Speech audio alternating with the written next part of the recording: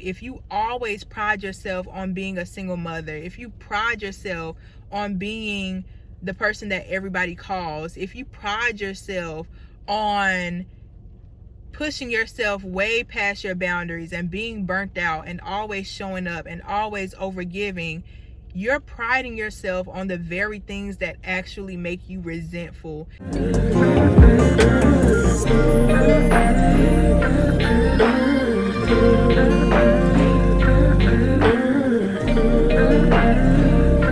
Hey everyone, welcome back to my channel. I am so thankful y'all are here. I pray you can find home here, and if so, welcome. In this video, I want to talk to you all about the distorted feminine energy, about narcissistic women who always have to play victim, and I think a little bit of backstory on why or how this type of woman grew up. I know in my family, this energy is very prevalent. I'm not gonna lie to y'all. This energy is so normalized in general because of how society has played out so far.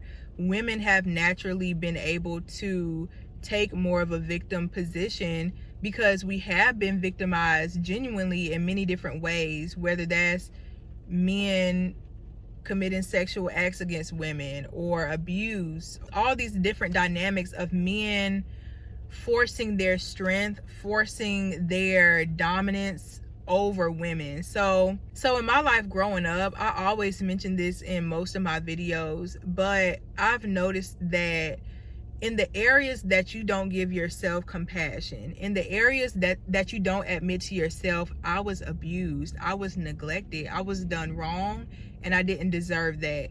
In the areas that you don't give yourself that compassion, you will 100% place that expectation on your children to just get over.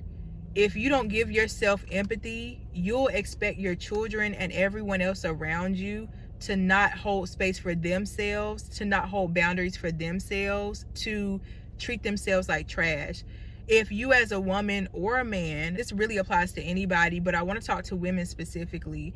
If you believe that your rough childhood, your rough upbringing, being raised by a single mother, or anything that was detrimental to your mental, emotional, spiritual, psychological well-being is somehow a medal of honor, you are more likely to be narcissistic. You are more likely to give out the same abuse that you got because you're priding yourself for getting over or overcoming something that you should have never went through in the first place.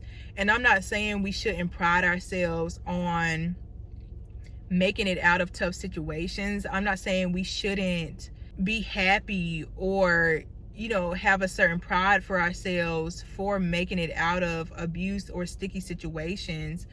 But when you let your ego get in the way and you try to be tough, you try to be defensive, you don't allow yourself to fully feel the hurt and the pain that came from a toxic relationship or a toxic childhood, you end up looking at everybody else like, well, I didn't complain about the abuse I went through, so why should you?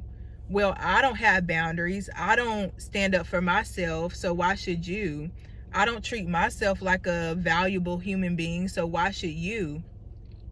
And this happens a lot when single mothers or mothers who were abused in childhood or relationships end up having daughters specifically, because your daughter is a direct reflection of you. Your daughter is a direct reflection of everything you could have been, everything you feel like you should have did, everything you did and you regret. Like when you look at your daughter, again, she's a reflection of you. So all those feelings that you may have tried to avoid in the past, they're going to come up. All those feelings you suppress and all this type of stuff, they're going to show their face. And so the distorted feminine, narcissistic women, victimized women, they never reached a point in their lives where they said, wait a minute, how I was treated was not right. I need to hold boundaries to those people that hurt me. I need to take a step back and understand and reevaluate what I really went through so that I can give myself that compassion, so that I can understand for myself maybe even without closure or without explanation, what I felt about those situations. And so when you give yourself the space and the time to do that, you end up gaining a new, fresh perspective on other people who may have gone through that same situation, on other people who may feel the same pain that you feel.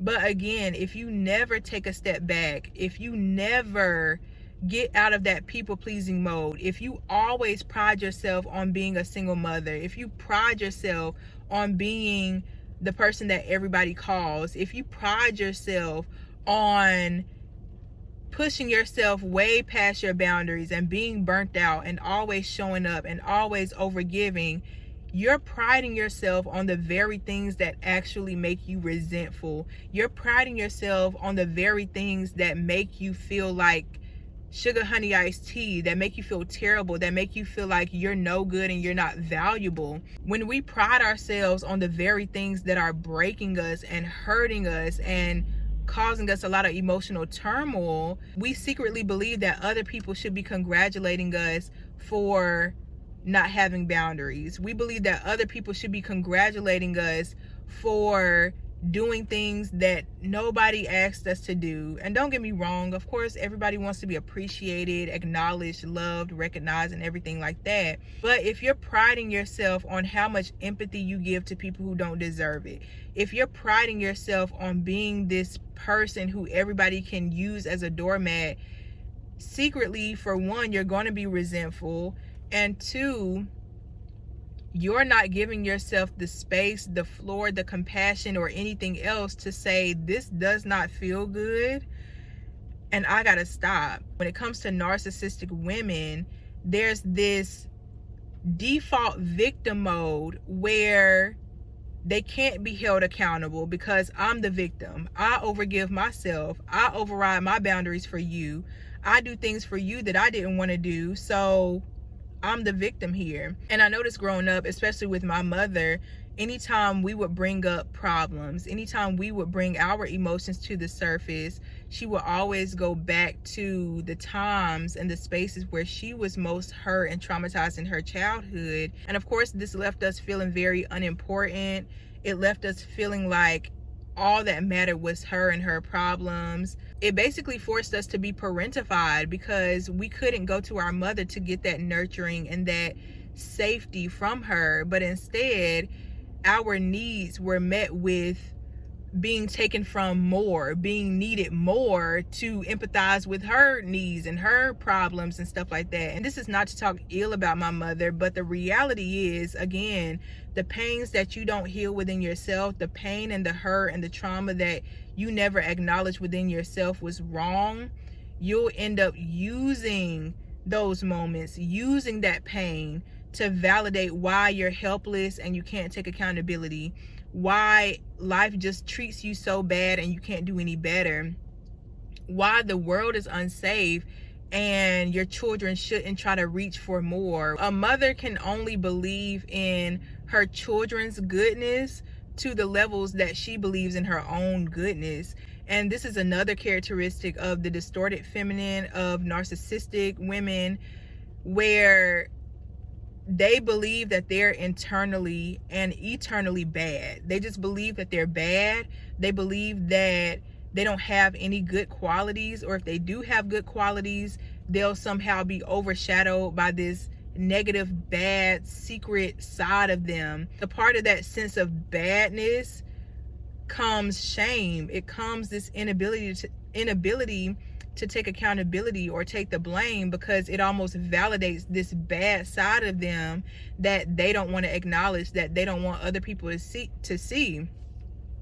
And it doesn't mean they literally have a bad side, but it's more so the shame that they feel if they make a human mistake, the shame they feel for making certain decisions that didn't go right, or whatever they perceive as not a good woman, not a good mother, not a good person in general. They kind of suppress and store down. It's their badness that nobody else should see, or else they'll be abandoned, or else they won't be a good mother, or else. And this sense of badness within the mother is also why she may project onto her children, oh, you're being sneaky, or you're lying, or you're being malicious in some way, because she knows that it's parts of her that she can't accept. It's parts of her that she doesn't show out of shame. So she projects this idea or this belief that everybody is hiding something, everybody is being sneaky or lying. And so a lot of narcissistic women, a lot of the distorted feminine is trying to avoid any type of, I don't want to say reassurance, what's the word, is constantly trying to avoid any acknowledgement of this bad side of them. And again, it doesn't even have to be something drastic like, oh, they did something, a crime. It can be something as simple as, hey, you hurt my feelings. But this triggers their shame. This triggers that bad side of them that says, oh, you're not perfect. You're not a good mother. You're not a good wife. You're not a good girlfriend. You're not a good person. And this is why so many narcissistic people in general, because this is not just women, but women and men, they basically have to mold the external to reflect back to them that they're good, that they're perfect, they never make mistakes, that they don't hurt anybody's feelings because they know it all. They're smart, so they don't have any deficiencies, they don't have any lacks, they don't have any insecurities. They use the external to mirror back to them positive qualities or the things that relieve them from having to look at that shame. So a lot of times the distorted feminine as a mother, she can't 100% connect to her children. She can't connect to her children's emotions because she doesn't connect to her own. She doesn't look back at her own traumas and say, that was not right, that really hurt me. This is what I wished would have happened. I was really disappointed when this or that happened. She can't connect to that part of herself. And she also can't connect to the part of her that takes accountability, because taking accountability acknowledges the fact that she didn't do everything right. Taking accountability acknowledges the fact that she's not perfect and that she can hurt people's feelings and that she does have the strength to affect other people in a negative way.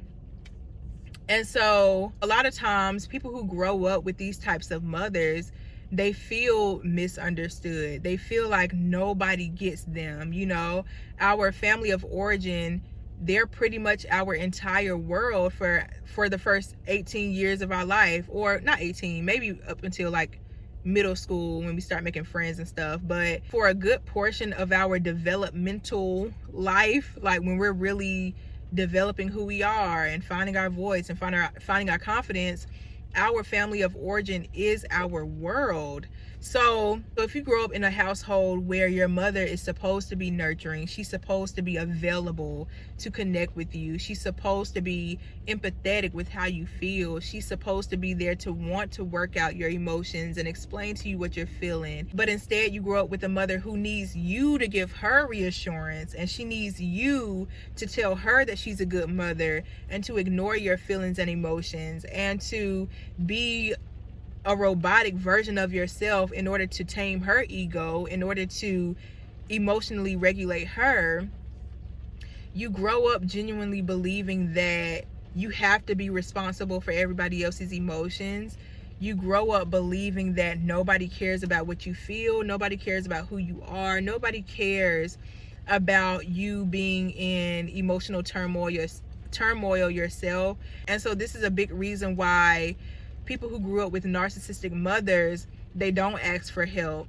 They don't ask for their needs to be met because they've become accustomed and used to not having needs. If you suppress your needs for so long, you end up believing that it's normal to not have any needs, to not ask for anything, to take what you can get. You carry this energy of, I don't need anything, I'm invisible, you don't have to worry about me, you don't have to care about me, you don't have to worry about me being a burden, because I've already learned that having needs makes me a burden. I've already learned that everybody else is too stressed, too emotional and too dysfunctional to care about what I need and to care about what I have to say and to care about my dreams and my hopes, even myself. And that's the unfortunate side of it too. Children who grow up with narcissistic mothers end up abandoning their own dreams, their own goals, their own needs, because again, if you're trained every day to ignore your needs, it becomes second nature to not be tapped into what you feel moment to moment. It becomes natural for you to take what you can get and just be happy with it, to be grateful for breadcrumbs. And that's why a lot of people from abusive families go into abusive relationships, because you're already molded to be the perfect victim. You're already molded to be somebody who won't ask for much but will give at the drop of a hat, you know? So I think when it comes to healing in this area specifically, like, you have to start becoming comfortable with mentioning your needs, with being needy. And that's not to say you are needy. That's not to say that being needy is even a bad thing.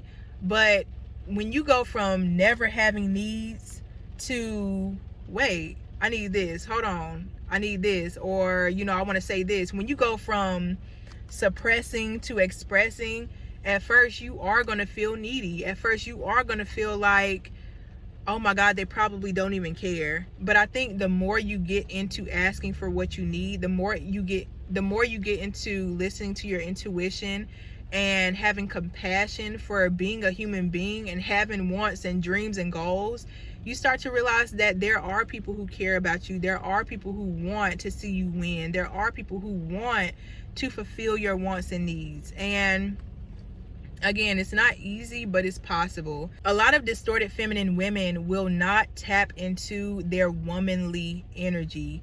They will not tap into their pleasure. They won't tap into what makes them feel desirable and good about themselves. They will pride themselves on being a plain Jane. And there's nothing wrong with being a plain Jane. Honestly, most days I'm a plain Jane myself.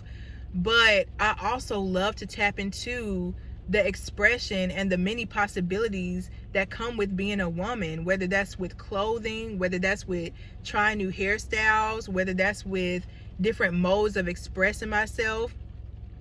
But I realize the distorted feminine is so stuck in this mindset of, what do men want? And so the distorted feminine is very stuck on not being abandoned, on being accepted, not being rejected. And so she'll do whatever it takes to appeal to a man's ego, or she'll do whatever she thinks it takes to appeal to a man's ego, even if that means dimming her own light, even if that means pushing away anything that will make her feel good about herself, anything that will make her feel beautiful, anything that would accentuate her body or her beauty as a woman, she pushes away, because for her, life isn't about her enjoyment. Life isn't about her having fun and having her needs met and genuinely creating a life that feels good for her. For the distorted feminine, life is about survival. Life is about, how many people can I get to love and accept me? Because I can't accept myself, I need somebody else to need me. And of course, we all need connection. We all need people that we belong with and community. But the distorted feminine starts with, how can I get people to like me? Rather than, how can I be my most authentic? And then, how can I connect to people who connect to my authenticity? How can I connect to people who love and enjoy my expression, my mode of expression and creativity? So the distorted feminine is stuck in survival mode. She's stuck in defending herself. She's stuck in proving that she's a good person. She's stuck in proving that she's a good woman, a good wife. She's stuck in proving that she's good enough. And again, unfortunately, that can come with emotionally neglecting her children if they don't act in ways that align to her being a good mother, to her being this perfect idea of what a good enough person is. So I know it was a lot of information, but if you made it to the end of this video, I am so thankful, and I will see y'all in the next one. Bye.